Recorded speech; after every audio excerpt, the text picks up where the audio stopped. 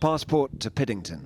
This tiny Oxfordshire village is home to just 350 people, and it doesn't have a shop or a pub or a pavement.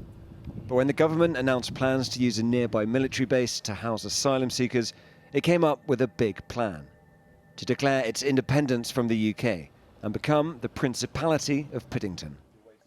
The leader of this separatist movement is Tim McNally, chair of the parish council.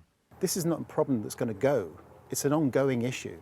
And I'm going to create a bad smell, a stain here, that will be here for an extended period of time until the problem is resolved. You're not actually going to become independent, though? It might.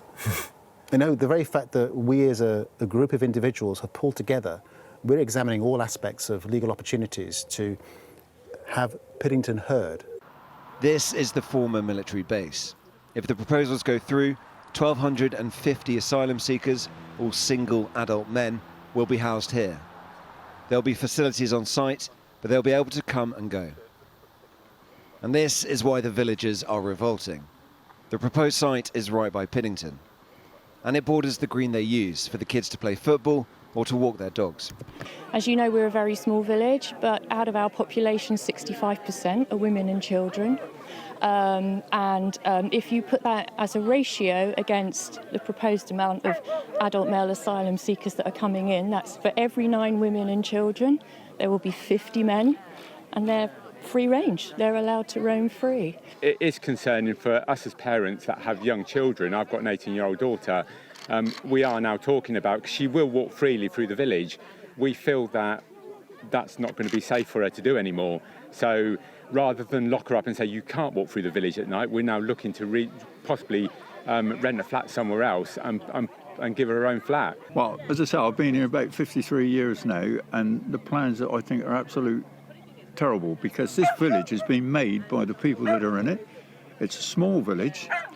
We've not enough people to stop these people coming into our village, and I'm very concerned about the families. Those on the political left also disagree with the government's plans.